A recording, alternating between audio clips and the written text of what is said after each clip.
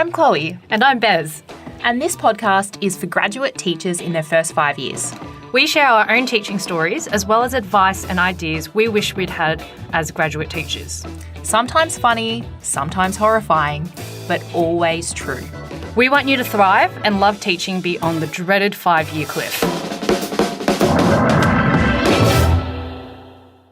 For those who don't know me, I'm Bez, and I taught Year 7 to 12 science, specialising in biology and psychology, and I also had a wellbeing leadership position. What about you, Chloe? So I spent 6 years teaching, and I taught maths and science from 7 to 10, and I also taught senior biology. I also spent my time as a STEM specialist producing the school musicals and as an inclusion support leader. Guess what, Chloe? What? So on my teaching rounds, I thought that I'd gotten pretty good at timing the lesson, so the things and the activities and the tasks that were in the lesson. But I remember very clearly one lesson finished 20 minutes earlier. I did not have an activity up my sleeve. Okay. I did not know what to do next. So what did you do? I found a Kahoot. Oh, yes, classic. But as you can imagine, you cannot do a Kahoot for 20 minutes. No, and what kind of Kahoot did you find? You just Google the database and hope for just a random. a good one. But of course, it did not hit the mark. Oh, gosh. So my question to you is, Yeah. have you got something similar in that experience? Oh, okay. So I guess you've had this classic flipped situation where normally it's kind of the opposite. When I remember planning some of my earlier lessons and then you have this situation where you plan too much and you don't get through everything because we're super ambitious, right? You actually had the flip scenario. Yeah, I guess that has happened to me before. Kahoot really does save your butt sometimes, doesn't it? I know one of my favourite go-tos was the music ones for that, we finished 5 minutes early, we better do something real quick. What's the music one? Or you could do music quizzes where it's pop songs of that year and they have to guess the song or guess the artist or something like that. I've never done that. If it was the end of the year and we finished something early, and you know how hard it is to motivate a class at that time, the Christmas-themed ones are really fun. Oh, I do love the themed ones. The Disney ones? Oh, I the always Disney love ones are those always ones. really put because The everyone movies. knows Disney. But you're right, 5 minutes is fine, but if you've got 20 minutes, that's a lot of time to kill. How many Kahoots can you play? You could probably do 10 in that time. Literally. How long do you reckon it took you to really nail the timings of the lessons? It took me a little while. I think it took me quite a few years before I got things right. I was a classic over planner, so I actually had the opposite problem to you. So I would go into these lessons with these grand plans and 500 things that I wanted to do. And then I'd get in the lesson, I'd probably get to step 2 of my 10-step plan. And then it would be oh my God, the bell's going to go in a minute. Quick, I've got to wrap up. And I used to follow a lesson structure and things that I'd never get to reviewing the learning intention or whatever it is that I wanted to do. And so that used to really freak me out and it used to send me into a little bit of a frenzy because I'd panic at, oh my gosh, there's all this content that I want to get through and there's all these really cool fun activities that I want to do, but I can't get to them. So I think what happened for me over time is I had to learn how to figure out what the basics are, what are the must-haves that I need to have in this lesson? What are the things that I absolutely must do with my class, that are core to that lesson?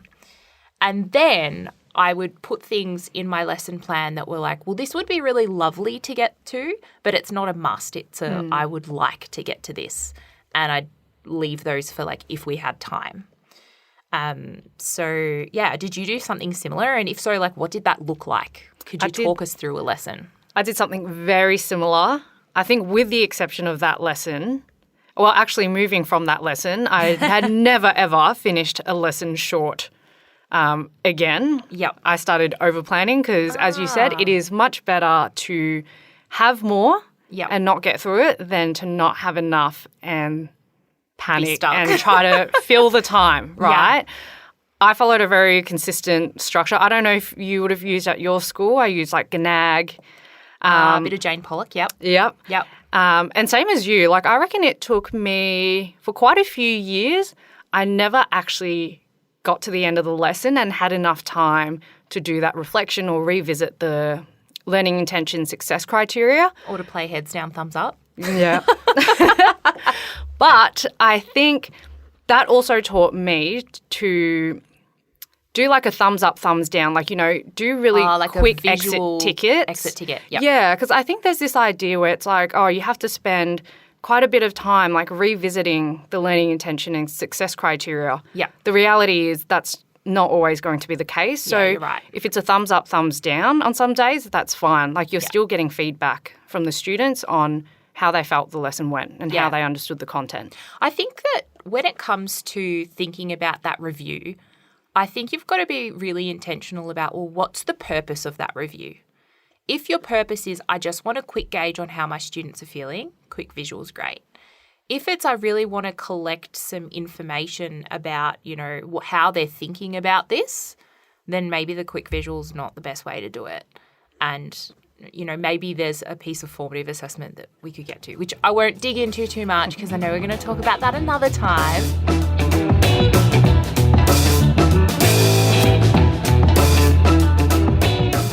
So coming back to the Kahoots and having all this additional time at the end of a lesson that you've got, what's some advice or what are some activities that you could do with a class apart from a Kahoot that you've now got in your toolkit that you didn't have before? I have quite a few in the toolkit, but I would say that's built over time. Share your secrets with us, Bez. And starting off, you will learn a lot of tips and tricks, and sometimes there is a lot. And my recommendation before I get into it is just stick with 3 go-tos. Yeah, that's good advice. Each term. And then you just keep adding 3 each term, and before you know it, you can adapt and change depending on what the situation is. I love that 3 a term rule. Okay, well, give me 3 then. Okay.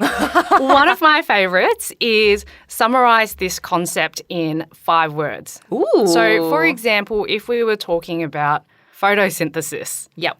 Getting the students to summarise that concept of that lesson in 5 words or less. Ooh. So you're really getting them to think about, okay, what are the most important words to explain this concept or this definition that we've learnt today? Mm-hmm. Another fun one as well is celebrity heads. Yep. This is great because it pretty much involves the whole class. You get 3 students up and then you get the students to write 3 concepts or 3 definitions from that lesson. Yep. And of course, celebrity. They've got to do the guessing game. Guess that as well. I did that something similar to that, and I used to love doing this in a maths class because it's not the type of class that you would expect to do this in. And so we'd get one student up the front and then we would put some sort of mathematical symbol above their head, and then they had to ask a series of questions and then try and figure out what symbol it was. And I loved doing this to year 7s and putting an equal sign above their heads because it was actually really difficult, and it really helped identify where the misconceptions were with so many kids don't know what an equal sign means. It blew my mind. I actually learnt a lot as a teacher doing that activity with my students, and it was also just really fun, but linked to what we were doing. Well, that's the joy of these activities, right? It's interesting to see, and you learn a lot about the students' thought processes as well. So you can really It's not just a time see. filler, right? Exactly. It's actually we want it to be useful. We want it to be related to what they're doing. We want to learn about our students in the process. Yeah, absolutely. All right, so what's the third one? Third one would be Pictionary.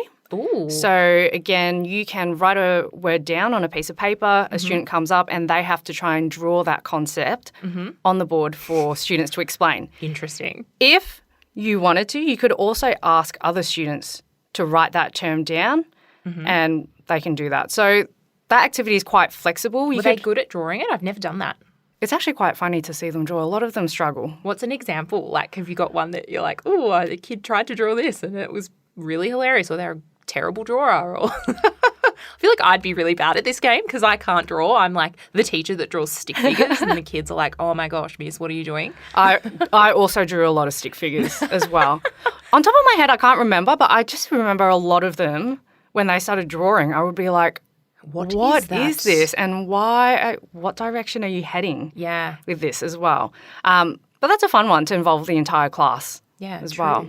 I've got a couple that I like to have up my sleeve too. Yeah. So one of my favourites is something called 8-card possible sentences. And it's a really good literacy technique as well. So what you do is you pick 9 different literacy words and you put them on the board in a 3x3 grid. So imagine, I know you know where I'm this going with this. Yeah, one. it's really good. So you've got this 3x3 grid on the board. You put a word in each of the boxes so that you can kind of have like 3 rows of words. And then the challenge is that your students need to create 8 sentences, 3 across, 3 down, and then 2 diagonal. And they have to use the vocab words in that sentence in the order in which they appear. So it's like super challenging, but it's also like it's a bit of fun for them, but it also is quite mind-boggling because it's like, oh, these words might not naturally fit in a sentence in that order. So they have to think really creatively, but they also really need to understand the meaning of those words. So I used to love doing that one. And it is one of those tasks that does take a little bit of time because there's 8 possible sentences that they could be constructing. And it gets them doing some higher order thinking. That made me so happy that I completely forgot about that one and you've pulled that one out of the vault. Uh-huh. That was literally in my first couple of years of teaching when I taught bio. Yep. That was the go-to. Yep. I'm just You're welcome. bubbling with excitement. You're welcome. You're welcome.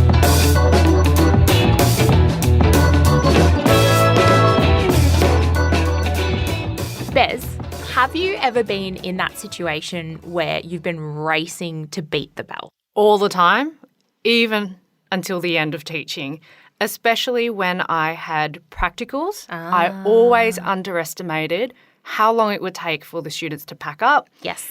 Another issue is also making sure that they write the homework down and not just race out the door. Dawdling, right? Putting chairs up on the Okay. table before the end of the day, picking up their rubbish. Well, how long were your lesson timings? Because I know that this varies a lot school to school. What sort of lesson duration were you dealing with? At my first school, it was 45 minutes a lesson. Ooh. And then my second school was 75 minutes a lesson. Okay. Geez, that's a big difference. With the 45 minutes, were they only singles or did you have some doubles in there? You had some doubles, Okay. but probably only once a week. So for a practical style lesson, were you doing pracs in a 45-minute lesson? No way. No chance. You'd be Okay. crazy if you were trying to do Yeah, I it was in a going to 45 say, minute. I've done one in a 50-minute lesson before, but it was a stretch. Yeah, you have to pack it in a double 45-minute lesson. Okay, and then 75 minutes for a prac could, depending on what you're doing, could also be pretty challenging. So given that, you've discussed some of these routines that you need to work on setting up with your class that I feel like you don't always factor in that time. How long is it going to take them to set up and get their books? And I used to work in a school where kids had their lockers in their classrooms and, oh, my gosh, getting them In the to classroom? In the classroom. And they were year 7, so they used to leave everything in their locker and it would take them 10 minutes every class to get ready. It was so frustrating. And I had to come up with a system with them because they used to always elbow each other at the lockers and then get into little scuffles and arguments. And I was like, oh my gosh, no, I'm going to number their lockers off and just be like, okay, today lockers 2 and 4 are going to go first, followed by 3 and 6, and then, 1 and 5. And that's a system that I had to use just to get things running smoothly. In your experience, how did you develop those routines so that, and how did you factor them in to your lesson time? How much time would you factor in for those things?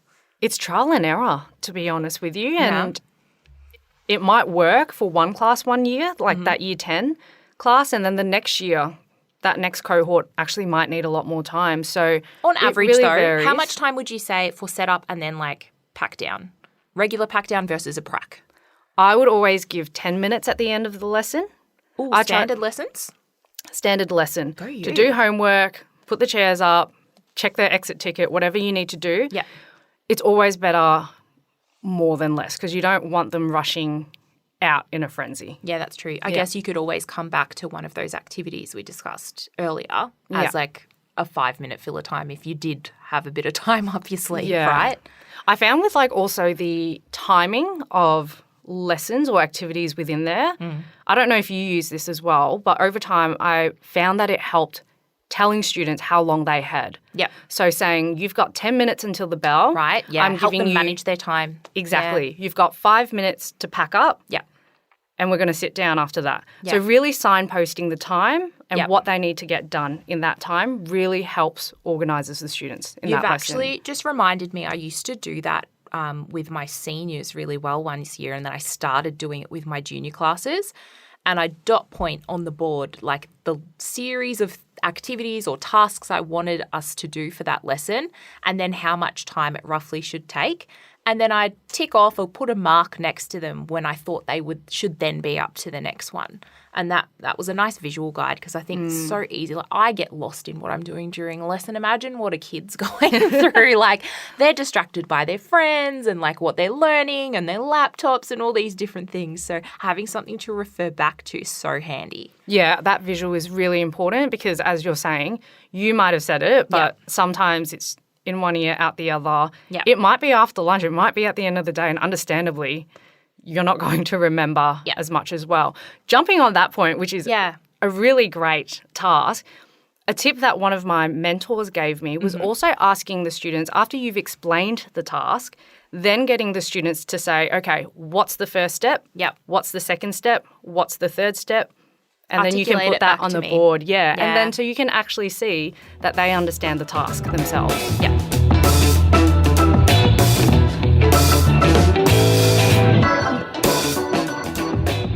I want to come back to lesson structure a little bit, because I know you referenced the GANAG model before, which I'm personally a very big fan of. For those of our listeners who haven't heard of this before, can you just explain what that is and how that might be useful in planning your lessons? G is for goal. Yes, you it is. introduce the lesson goal. Yep. A is for assess their prior knowledge or their understanding with Beautiful. where they're at. N is for new knowledge. You Yes. introduce the new topics. I don't know why I'm getting so excited about this. This is just taking me back. Teaching. A The second A. Yep. is assess, Apply. apply. Yes, A is for apply, and apply is very, very important. Uh-huh. And G is goal. You revisit the goal again at the end of the lesson. Beautiful. So do you follow that? Most of the time, I always struggled to get to revisiting the goal. Yeah, the last step, hey. And also you can change that structure. So it might not always be GANAG. It might be GANAG. I don't even know what that means. I don't think our listeners do either. So you could do like introduce the goal. You can do introduce the goal, assess their prior knowledge, assess their prior knowledge again, introduce the new topic, then assess their knowledge. It's just, you can change the structure. Change the order. Do you know what my favourite flip? I was just being dramatic. You were. That was a new language you invented just then.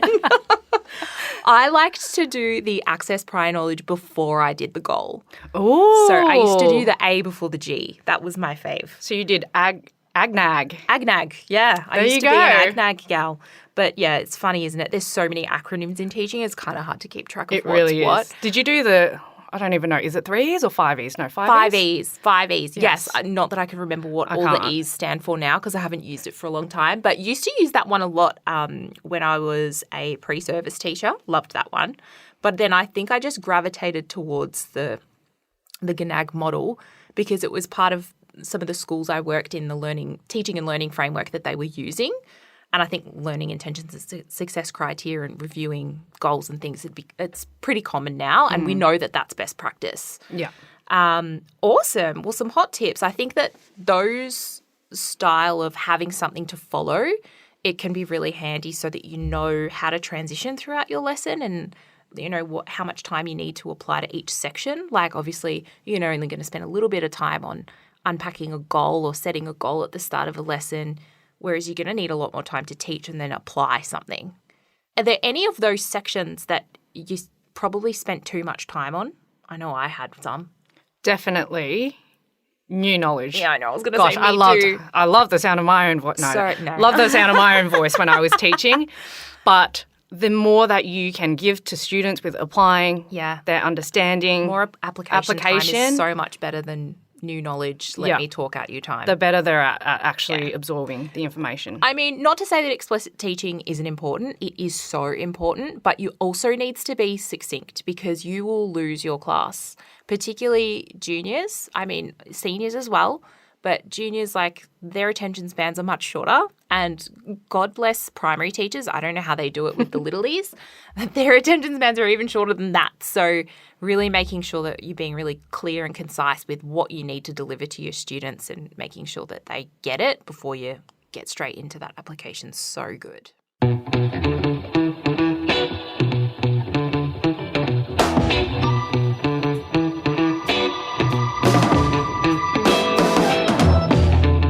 What is something that you would tell yourself back then that you wish you knew now about lesson structure and timings of the lesson? It's great. Okay, so this is like our exit ticket of the day. Hey, I'd probably give myself 2 pieces of advice. One would be allow more time for transitioning into different tasks, spaces, pack up, clean up, that kind of stuff than you think you need. Great advice. It's probably not going to happen in 3 to 5 minutes. But you can dream. I can dream, but it's not realistic. And the second piece of advice would be talk less, apply more. Ooh, I love that. Yeah. What about you? I think one thing I knew back then that I know now, and it is a bit scary, is be flexible with the timings of the lesson. So if you give 10 minutes for an activity and it's not working out well and you need to wrap it up, it can feel scary to let go of that control and to change what you had planned. Yeah. But if it needs to happen, then make that activity shorter. In the same way, if the group discussions are going off and it's great, give them some more time then. Like, that's working out really well. It's okay to go off the plan. Yeah. Don't be afraid to change the timings.